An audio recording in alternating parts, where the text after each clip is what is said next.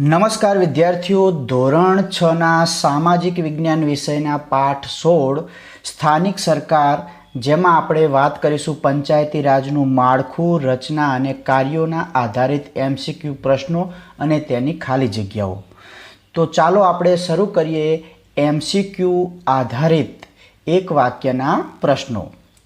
નીચેના પ્રશ્નોના ઉત્તર એક વાક્યમાં આપો.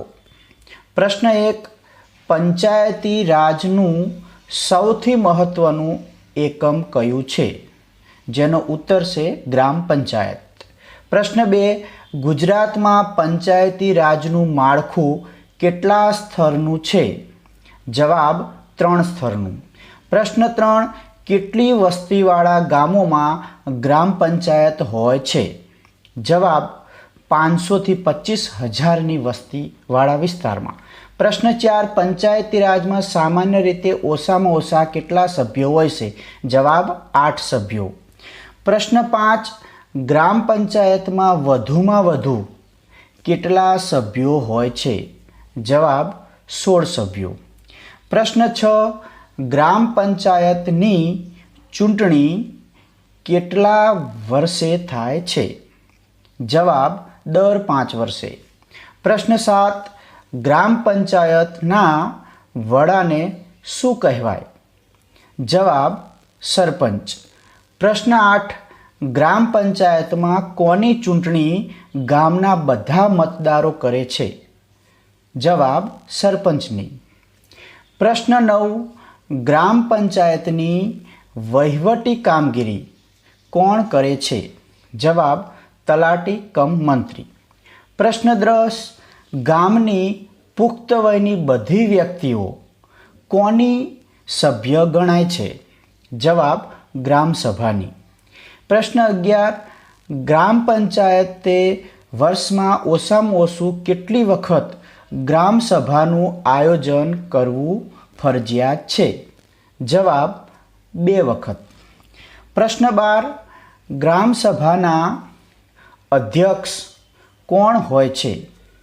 જવાબ સરપંચ. પ્રશ્ન 13, તાલુકા પંચાયતમાં સામાન્ય રીતે ઓછામાં ઓછા કેટલા સભ્યો હોય છે? જવાબ 16 સભ્યો.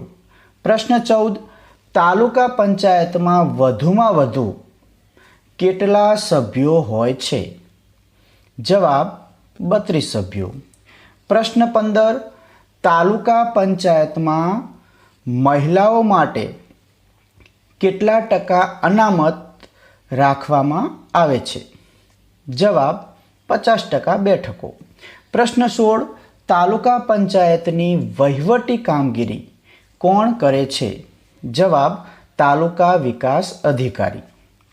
પ્રશ્ન 17, સ્થાનિક સરકારનું ત્રીજું સ્તર કયું છે? જવાબ જિલ્લા પંચાયત. પ્રશ્ન 18, ત્રિસ્તરીય પંચાયતી રાજમાં સૌથી ઉપરનું સ્તર કયું છે? જવાબ જિલ્લા પંચાયત. પ્રશ્ન 19, જિલ્લા પંચાયતમાં વધુમાં વધુ કેટલા સભ્યો હોય છે? જવાબ 52 સભ્યો. પ્રશ્ન 20, જિલ્લા પંચાયતમાં સામાન્ય રીતે ઓછામાં ઓછા કેટલા સભ્યો હોય છે? જવાબ 32 સભ્યો. પ્રશ્ન 21, જિલ્લા પંચાયતના વહીવટી વડા કયા નામે ઓળખાય છે? જવાબ જિલ્લા વિકાસ અધિકારી. પ્રશ્ન 22, પંચાયતી રાજની ત્રણેય પંચાયતોની મુદ્દત સામાન્ય રીતે કેટલા વર્ષની હોય છે?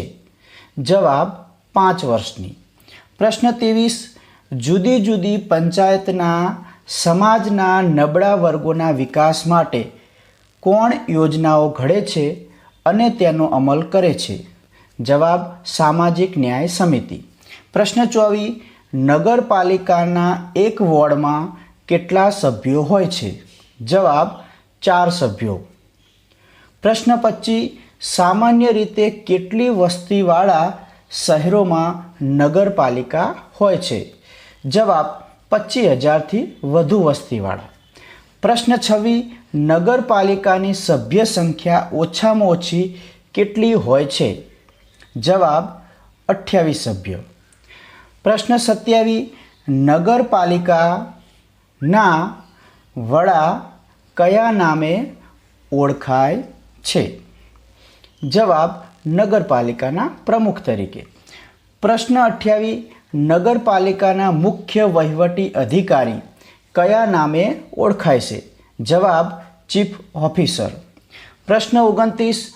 નગરપાલિકાના ચીફ ઓફિસરની નિમણૂક કોણ કરે છે? જવાબ રાજ્ય સરકાર. પ્રશ્ન 30. નગરપાલિકાના વડા પ્રમુખનો કાર્યકાળ કેટલા વર્ષનો હોય છે? જવાબ 2.5 વર્ષનો. પ્રશ્ન 31. મહાનગરપાલિકાના વડા કયા નામે ઓળખાય છે? જવાબ મેયર. પ્રશ્ન 32. મેયરની ચૂંટણી કેટલા વર્ષે થાય છે? જવાબ 2.5 વર્ષે. પ્રશ્ન 33. મહાનગરપાલિકાના મુખ્ય વહીવટી અધિકારી કયા નામે ઓળખાય છે? જવાબ મ્યુનિસિપલ ઓફિસર. પ્રશ્ન 34. મહાનગરપાલિકાના કમિશનરની નિમણૂક કોણ કરે છે? જવાબ રાજ્ય સરકાર. પ્રશ્ન 35.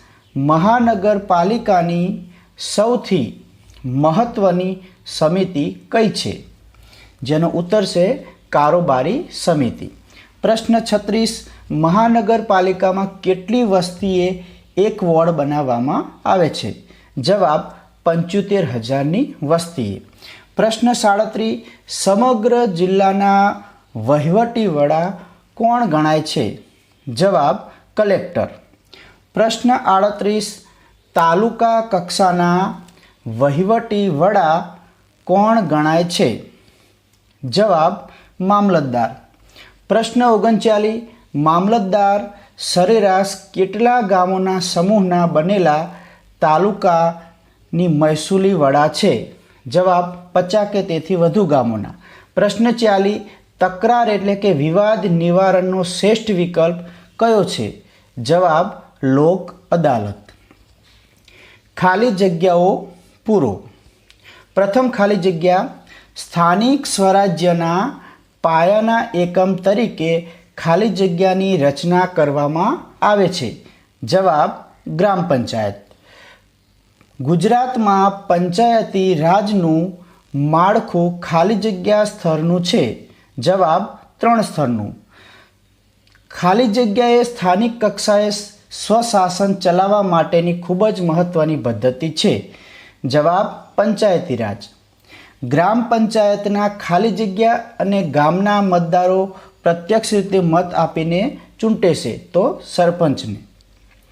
પ્રશ્ન 6. ગ્રામ પંચાયતનો વહીવટી કરવા માટે સરકાર ખાલી જગ્યા નિમે છે. જવાબ તલાટી કમ મંત્રી.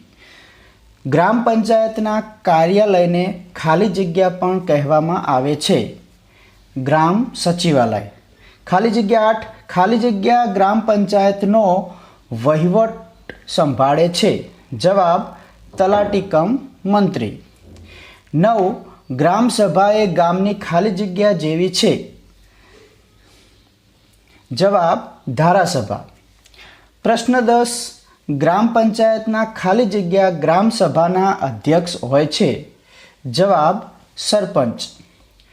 સ્થાનિક સરકારમાં બીજું સ્તર ખાલી જગ્યા પંચાયત છે. જવાબ તાલુકા પંચાયત.